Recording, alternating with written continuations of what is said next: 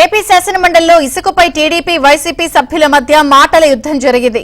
తమ హయాంలో విశాఖలో లారీ ఇసుక 12,000 రూపాయలకు దొరికిందన్న వైసీపీ ఎమ్మెల్సీ బొత్స వ్యాఖ్యలకు మంత్రి పార్థసారథి కౌంటర్ ఇచ్చారు.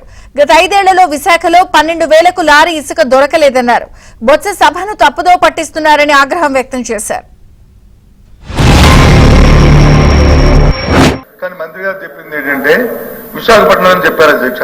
విశాఖపట్నంలో 2024 సంవత్సరంలో ఏదైతే వైసీపీ ప్రభుత్వం ఉంటున్నప్పుడు ఒక లారీ 10 టన్నుల లారీ 12,000 రూపాయలు దొరికేది అధ్యక్ష.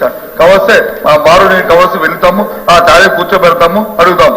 ఈ రోజు కూడా అదే 12,000 దొరుకుతుంది తప్ప మరి 4,000 రూపాయలు 400 రూపాయలు తగ్గాలి కదా అధ్యక్ష. టన్ను కంటే 8,000 దొరకాలి అధ్యక్ష. 8,000 దొరకాలి. 8,000 దొరుకుతుంది లారీ 12,000 దొరుకుతుందంటే అది ఎక్కడి నుంచి వస్తుంది?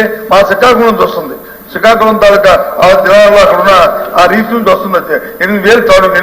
ఎంత మీద 400 తగ్గి రావాలి. వస్తుందా లేదో వెరిఫై చేసుకోండి. వెరిఫై చేసుకొని రాకపోతే ఎందుకు రాలేదని వెరిఫై చేసి చేయమని చెప్పి నేను చెప్పాను. కానీ వాస్తవ విరుద్ధంగా ఉన్నది నా తాలూకా సూచనగా తమ తయారు చేస్తాను. ఖచ్చితంగా తప్పుతో ఎందుకు పట్టించాలి అవసరం? అసలు 5 సంవత్సరాల కాలంలో 12,000కి ఎప్పుడున్నా విశాఖపట్నంలో లారీ దొరికిందేమో ఒకసారి వాళ్ళు వెరిఫై చేసుకోమనండి. మనం వెళ్దాం, విశాఖపట్నం వెళ్దాం. బిల్డర్స్ వాళ్ళే ఉన్నారు, వాళ్ళే బిల్డర్స్ కూడా 12,000కి ఎప్పుడున్నా ఒక లారీ కొన్నారేమో వెరిఫై అయితే రమ్మనండి. అంతేగాని పెట్టండి అధ్యక్ష. 12,000 రూపాయలకి 5 సంవత్సరాల కాలంలో ఎప్పుడైనా ఒక లారీ ఇసుక దొరికిందేమో మీ వెరిఫై చేస్తాను సిద్ధంగా ఉన్నాం అధ్యక్ష.